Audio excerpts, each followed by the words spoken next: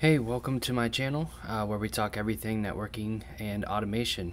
Today we are going to take a look at a project I've been working on called Net-textorial. In the video we're going to go over the tool, and then I'm going to dive into kind of the development side of it. So kind of how it was built, some ideas I had, and then also how we're going to build on it in the future. So before we get started, I just want to point to the GitHub page here where all the code is hosted. So if you have any questions about the code base, or I cover something and you want to take a look at what I may have covered, feel free to take a look at the code base on GitHub. I'll include that in the video description. So Net-textorial, it is a Python-based application. It's actually called a TUI application, or a text-based user interface. It's all built within the terminal, so you'll have a nice user interface all within the terminal. And the idea is that it will teach network engineers some of the basics of network automation, including how to view and explore structured data. For those that are familiar with automation, really any automation, structured data is key and foundation to kind of able to build tools. So I figured this would be a good place to start for me to build kind of this TUI app, because I've wanted a reason to build something like this, and then it also can be a learning tool for network engineers trying to get into automation. So the way that this application is built is actually on a library called Textual, and we'll take a look at that and kind of run through a demo as well. And under the hood, we're actually using a library that a lot of network engineers may be familiar with called NetMiko. And so we'll take a look at that and some of the ways that data is parsed also using that library with the help of NTC templates. So let's go ahead, and I'm just going to go through the getting started section of the README, and we'll kind of start out with viewing the functionality of the tool, and then go into the development side and start looking at some of the code, and I'll kind of walk through that. So I already have some of this prepped, but I'll go through each part. So obviously you want to download the code, install all of the project dependencies, and then you have to set some environment variables. And the reason these are set as environment variables is because it can be sensitive information. This is your username and password that will be used to log into the network device of your choice. So just to show you, I'm going to open up my terminal here, and just to show you the environment variables I've set, I'm not going to show all of them, but I am going to show the ones that need to be set. So Net-text-user and Net-text-pass, you'll see that these are actually set for a Cisco iOS XR sandbox. I'm not too familiar with iOS XR, but that was the only sandbox that was live and working currently. So I figured, hey, might as well test the tool. So these are the environment variables that need to be set with the proper credentials. In the future, and we could talk about this towards the end, but in the future I'm hoping to build a credentials module to where you could sync with like a HashiCorp Vault or another kind of password credential management tool. But we'll dive into that later. So we'll go ahead and get the application running. So there's two ways you really can get the application running. You can use python.netpy, which is the name of the entry point basically. And you can see we launch right into the application. But today what I'm actually going to use is a dev tool that the textual library actually has built in, and I will get to the command right here. It's actually textual run -- dev, and then you call on that Python script. So when you run this, it will look the same. However, I also have a second tab open that basically tracks all the events. And the way that this was open is I actually use a command textual console, and you can now see everything I do. So as an example, I'm going to go ahead and I'll highlight over the go button. You go back here and you'll see that there are some events. I've hovered over, well, it just captured the input, but you can see that There we go. You can see I just went in the input again. I'm not sure why the go button didn't show anything, but you can see that the input was tracked. All right, so let's go ahead and get started. First, I'll show a basic example of connecting to a device, running a show command, and then going into the inventory section, which we'll discuss later.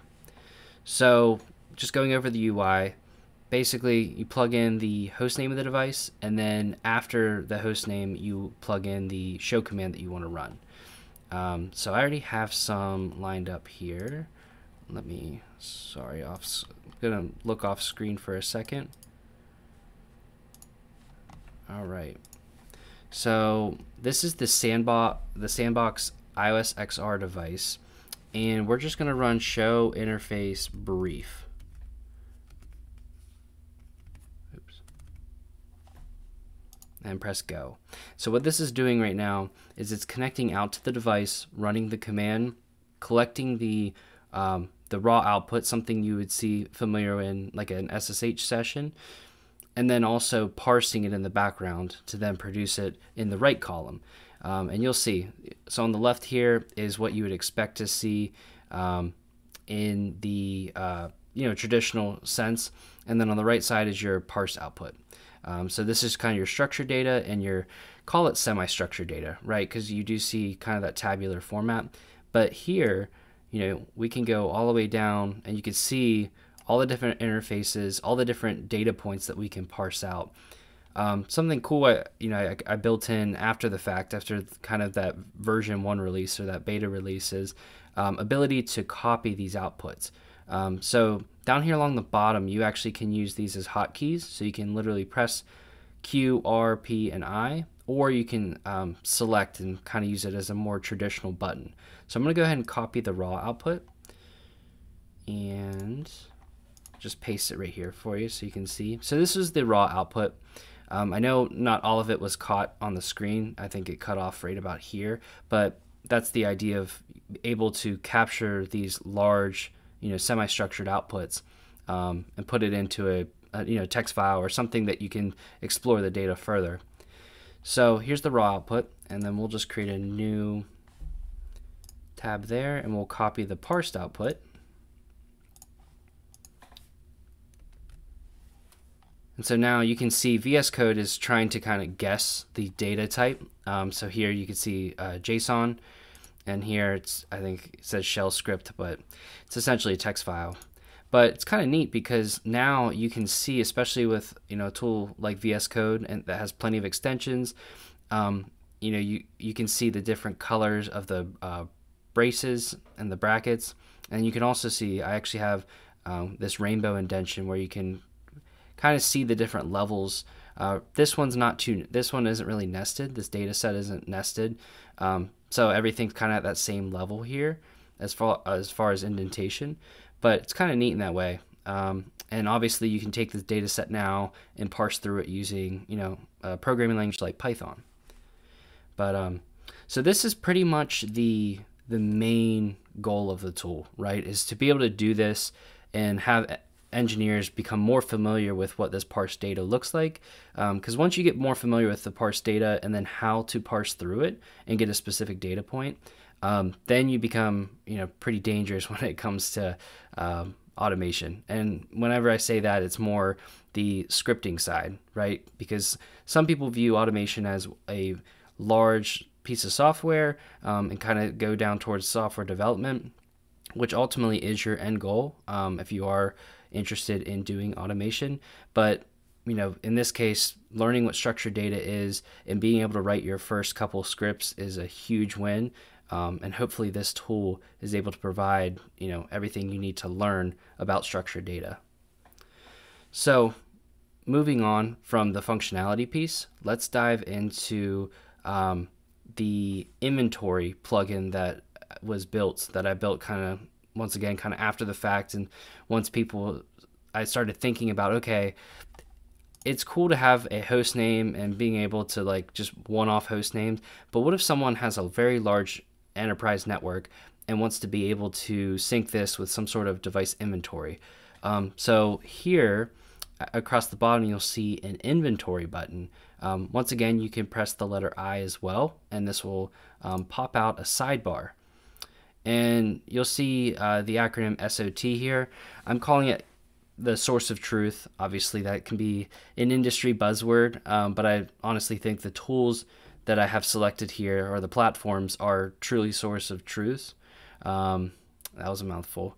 But you can see Netbox, Nautobot, and DNAC, and DNAC obviously being Cisco DNA Center. And so here you basically can select one, and I'll choose Netbox. I'll show you Netbox and Nautobot in this demo. And so selecting Netbox, I have the Netbox demo environment up and running, and I just created a new API token. So once you select your source of truth, then you plug in the URL that we are reaching out to. So in this case, it is demo.netbox.dev. And then we have the API token. Press sync. And what it does is it's collecting it's collecting the list of devices, and it's also collecting the IP addresses. And I'm hoping this works. Okay, cool. Got a little worried there. It was kind of slow. That was slower than normal. But you'll see you get a sync was successful, and then also a date and time of when it was last synced. So it will remember the last time, and when you need to update, let's say you add another device to Nautobot next week, you can easily sync this back up. So let me go ahead and back out of all this so that way you can see it in action. So the purpose of syncing with a device inventory is so you have an auto completion.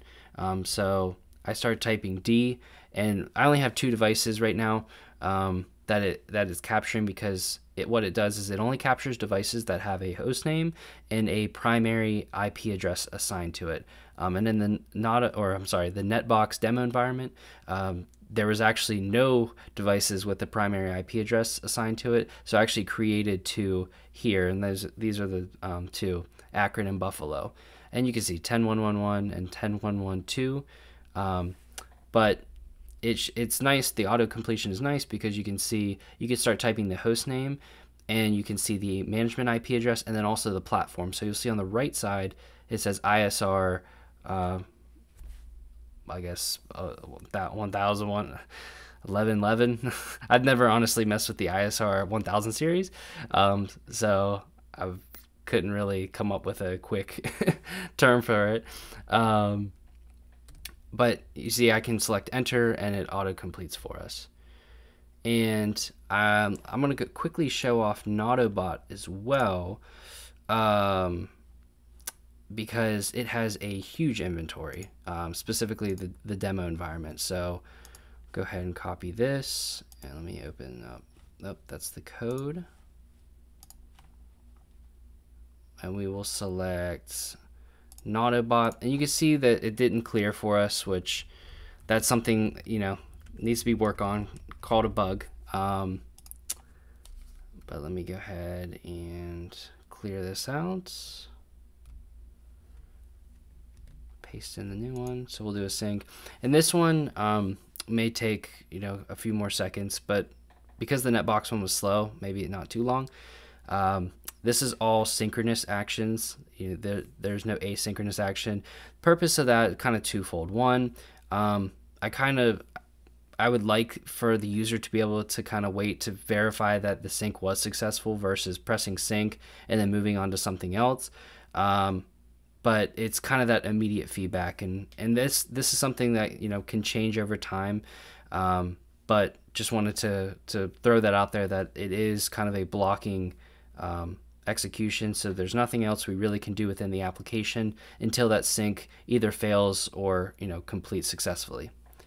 So you can see it was successful again, and the last time it synced down here, you can see that time. Now this one will be interesting because we have a lot of devices. So I'm going to choose Atlanta, and you can see this is a huge drop down menu. It even has a little nav bar along the right side here. And so you can go down and you can select any one of these. And then if you're not sure about your device, you can actually press the down arrow and you can see, this is a huge list. So it's pretty neat. Right, the purpose of this inventory plugin, or the sidebar, this module, is for you to be able to quickly select the device you're looking for within your specific network. I've been there where I've wanted to try a new tool and I've wanted to use a couple devices on my network just to see what it's like, or it could be a new monitoring system, and it can be very redundant. Typing in the host name, typing in the IP, typing in the credentials. So, being able to do that out of the box and have this autocomplete suggestion, I think, is really neat. All right, so now that we have an idea of what the tool does, some of the cool inventory sync options, let's go ahead and take a look at the code. So I'm going to go ahead and minimize this, and I'm going to pop over the code here. All right. Oops, this was the old window. So I'm going to start with, I'll just show the sidebar real quick. I don't have this code organized too well yet. The idea is I'll slowly build this into a module, and then as it builds out, we'll kind of be able to organize the code a little better. But for right now, I'm keeping it as simple as possible. And hopefully it also helps you get started if you're interested in contributing to the code base or just trying to figure it out for yourself. So Textual has the idea of a base app, and that's where whenever we press when we type Python net.py and it opens up to kind of that UI look, that's the base application. Within that base application, obviously, we're going to be building on that. So, you can see the app has been inherited here. And then we have different, like,